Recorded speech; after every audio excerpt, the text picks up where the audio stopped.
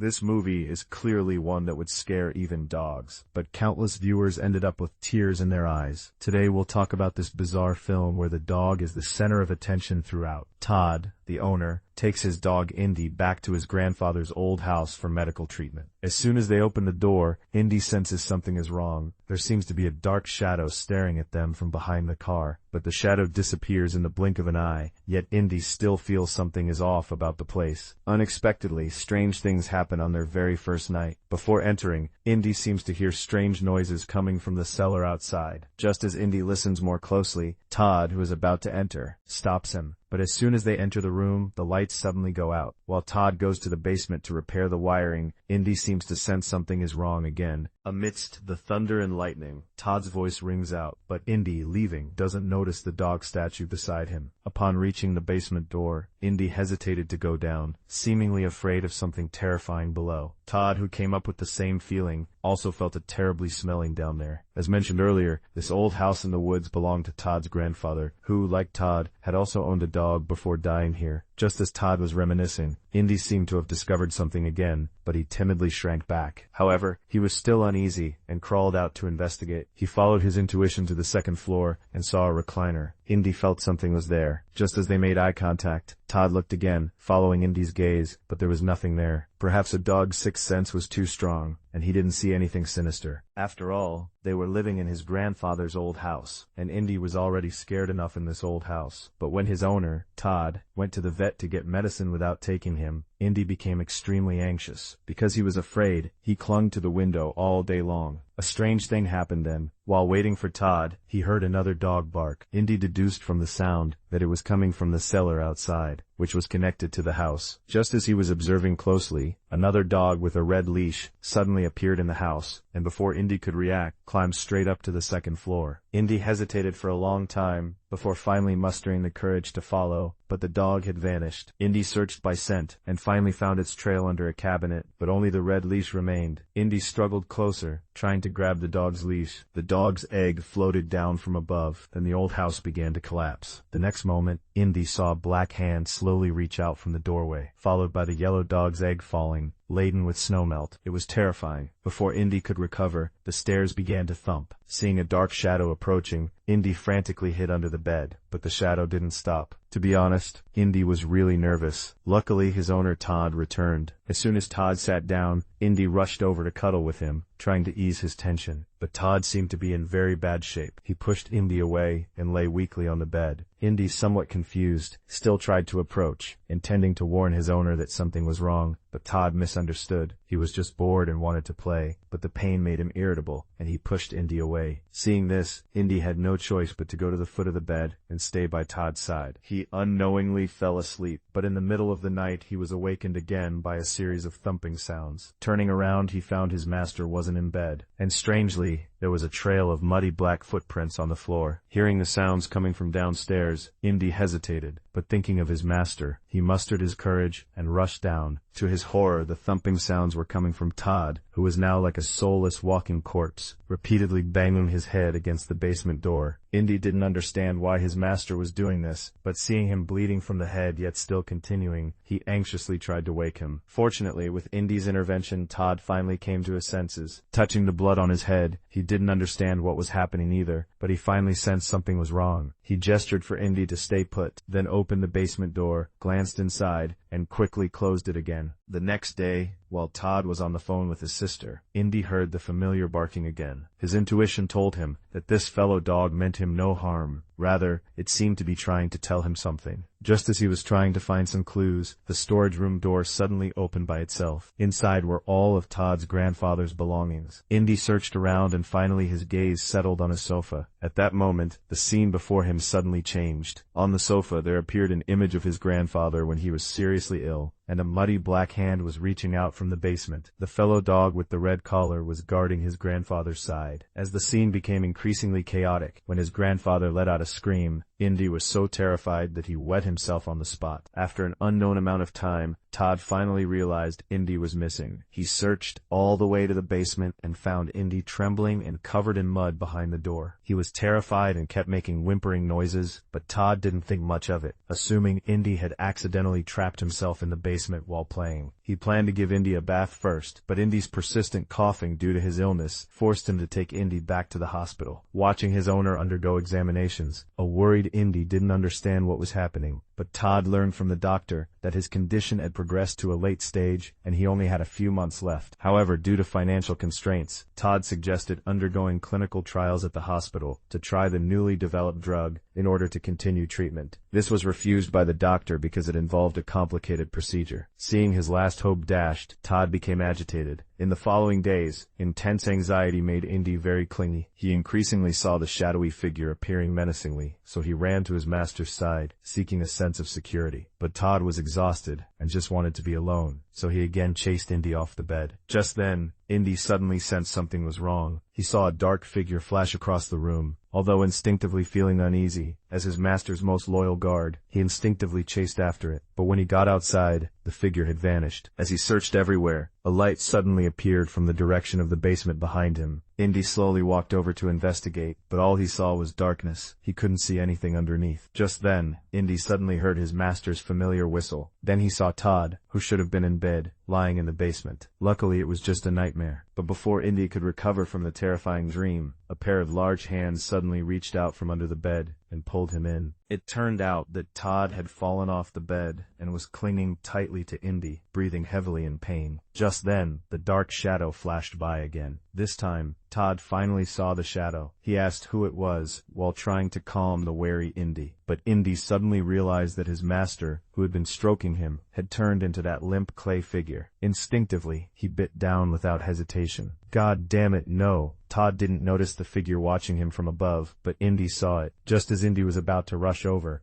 Todd suddenly collapsed to the ground, and the door slammed shut. Indy screamed frantically, but to no avail. He then spotted an open window, and without thinking, jumped from the second floor to get help, only to fall into a fox trap. When he awoke, he found himself locked in the yard by Todd. His owner, a stark contrast to his previous attitude, coldly handed him Indy's dog bowl and told him to stay there. A torrential downpour began again that night, but Indy ignored the water, sitting on the roof of the doghouse, anxiously watching the second-floor window. His owner seemed to be watching him too. Soon after, the yard lights suddenly switched on, and that familiar sense of unease returned. As a dark figure appeared behind Indy, Todd coughed up blood and was on the verge of death. As he struggled to return to his room, Indy, terrified by the shadowy figure, also hid in the doghouse. But seeing the flickering lights in the house and hearing Todd's continued painful cries, Indy was helpless, forced to watch his master in danger. Just as he tried to leave the doghouse, a hand suddenly appeared, attempting to stop him. Indy struggled desperately to reach Todd, but was bound by the chain around his neck. Seeing the shadowy figure tighten the chain, trying to pull him back, Indy suddenly had an idea. He decided to do the opposite, charging directly towards the doghouse, but the locked door blocked his way. Just then, the dog's barking came from the basement again, more pitiful and intense than ever before. Looking at the closed door and his silent master, Indy was filled with anxiety. Then the basement door opened automatically. After much hesitation, Indy cautiously stepped inside, as if guided by a hand. As Indy entered, the second door slowly opened, revealing the skeletal remains of a long-dead creature. Seeing the familiar red collar, Indy knew it was the same creature from his dream, but he couldn't worry about that now. Indy ran straight back into the house from the basement. At the same time, Todd saw footprints approaching him. He rushed to close the door, but was blocked by an invisible force. Just then, Indy arrived. In their embrace, Todd finally felt a long-lost warmth and security. He was surprised how Indy had escaped to his side, but at that moment, he wanted to cuddle with his dog. He carried Indy to the bed, only to find his eyes wide with horror. Lying on the bed was Todd's already cold body. He had died before Indy entered. Just then, Indy saw the clay figure reappear, suddenly pulling out a chain that bound its master's soul, preparing to drag him away. By now, everyone should understand that the ever-present haunting shadow is death itself. His purpose in lurking here is to seize Todd's life. Indy may not understand what death is. He only knows his master is in danger, and he must save him. Without hesitation, he smashes the window and chases them to the basement. Inside, he finds a cave he's never seen before, from which his master's screams echo. Despite his fear, Indy rushes in and manages to find Todd, dragging him out. But then the door behind him suddenly opens, and the shadow reappears. This time, No matter what, Indy stays by Todd's side, howling at the shadow with pleading, reluctance, and utter despair. "You're a good dog, but you can't save me. You gotta stay here." Todd is dragged back into the cave. Everything finally returns to calm, but Indy doesn't leave. He remembers Todd telling him to stay and not follow him. So he sat at the entrance of the cave, hoping that his owner would come with him to the convenience store where pets weren't allowed, just like on countless ordinary afternoons. Back then, he would wait obediently at the door, and soon Todd would come out with a huge pile of his favorite treats, pat his head, and call him a good dog. But this time, Indy never saw his owner again. The next day, when Todd's sister arrived, she finally found him in the basement. After settling everything, Todd's sister, heartbroken, took Indy and left.